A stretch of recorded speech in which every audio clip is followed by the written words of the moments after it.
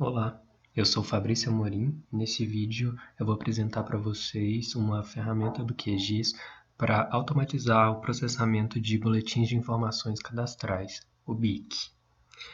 O primeiro passo é fazer o download do complemento QGIS que vai estar disponível aqui no site do GitHub do usuário Carto Fabrício, que é esse que está aqui no topo da tela. Aí então vamos selecionar o repositório BIC, onde vai aparecer aqui a informação principal dele, que é um complemento QGIS para processamento de BICs, e a gente precisa realizar o download desse arquivo bic.zip. Então basta clicar nele e vir na opção Download. Agora nós precisamos selecionar o local onde vamos salvar esse arquivo. No caso aqui eu vou salvar na área de trabalho, na pasta QGIS, na pasta BIC e salvar. Agora nós vamos abrir o QGIS e na aba Complementos vamos em Gerenciar e Instalar Complementos. Instalar a partir do zip. Vou buscar o arquivo que fizemos download agora. Abrir, vou selecionar Instalar o complemento. Essa tela aqui informa que é um plugin que ainda não está disponível no repositório oficial do QGIS, para a gente confirmar se é isso mesmo. Sim. Aí agora ele vai aparecer essa informação que já foi corretamente instalado o nosso plugin. Podemos vir na barra de plugins instalados e ele já vai estar aqui como instalado para a gente, como um complemento experimental ainda. Podemos fechar essa aba e vamos abrir o complemento agora, selecionando o ícone dele. E essa é a tela inicial do nosso complemento, onde na parte superior precisamos identificar o imóvel que vamos cadastrar e também quem é o proprietário desse imóvel. Então, qual é o número da matrícula do imóvel, o número da casa, algum número identificador da parcela. Então, vou escolher um número aleatório para ele. O nome do proprietário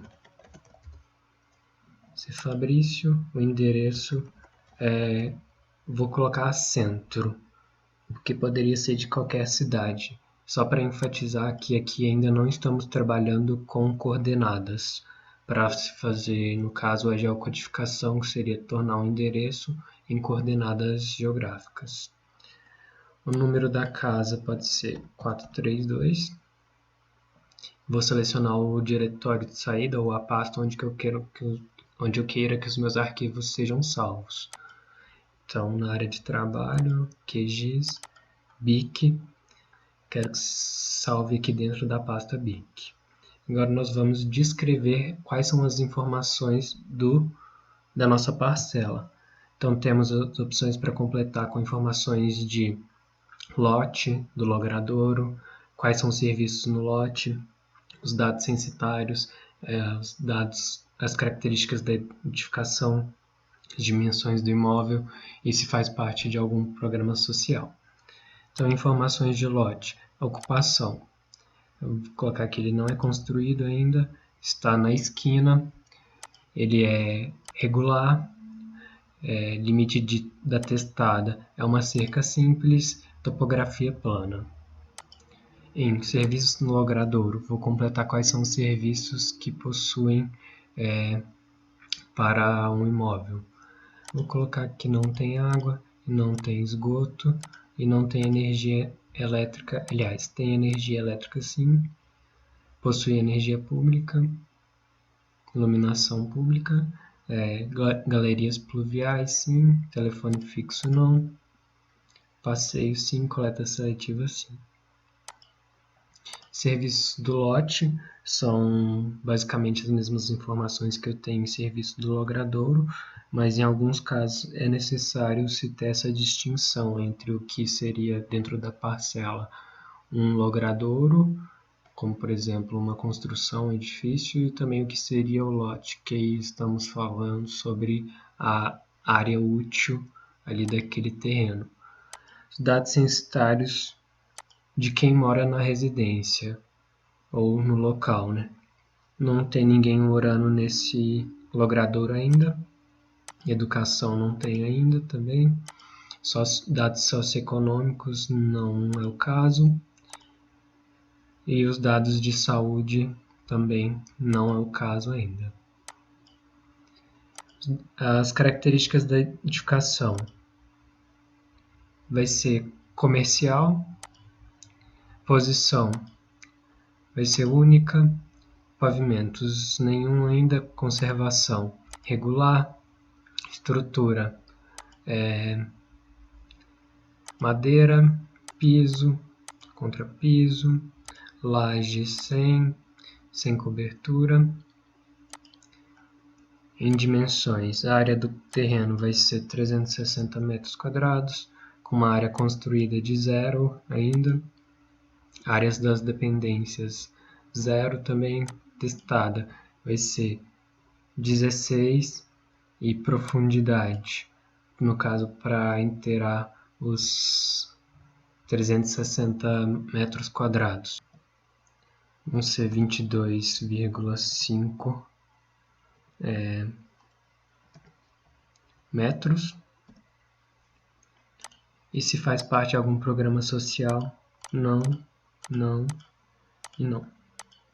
Agora eu vou processar esse boletim aqui para a gente verificar o nosso resultado, que no caso aqui foi gerado um banco de dados. Vou clicar com o botão direito no meu arquivo, na minha camada, vir em abrir tabela de atributos, e aqui eu tenho todo o meu banco de dados com as informações que eu completei. Mas para ser um banco de dados, eu preciso que tenha mais entradas de dados ou mais parcelas. Então, para isso, eu vou realizar novamente processamento de algum BIC, só para completar mais linhas aqui.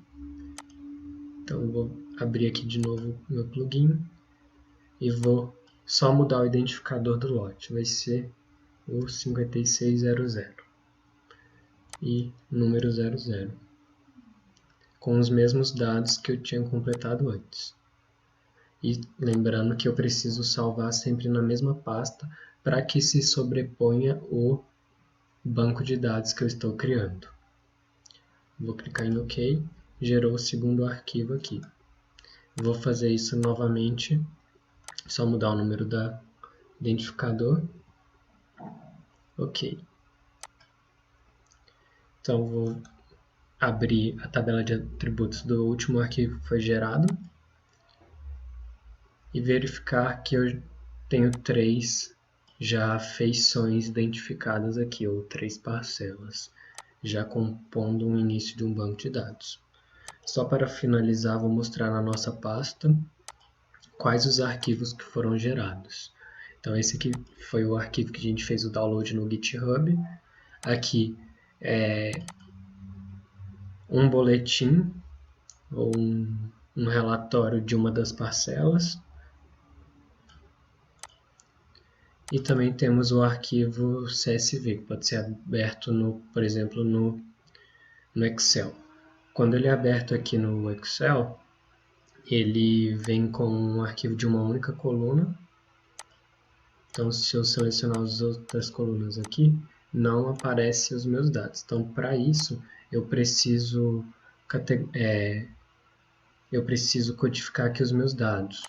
Então, venho na aba Dados, venho de transformar texto para colunas, delimitado. A delimitação dos meus dados aqui, no caso, são as vírgulas. Vou em avançar. Então, delimitado por vírgulas. E aqui eu já percebo que vai dar certo a separação das colunas. Clico em avançar. Concluir. E agora temos o banco de dados cadastrais também, que pode ser utilizado no Excel. Então foi isso a apresentação desse complemento. Espero que vocês utilizem ele nas suas atividades. Qualquer dúvida pode entrar em contato pelo e-mail que eu disponibilizei na primeira tela. E muito obrigado.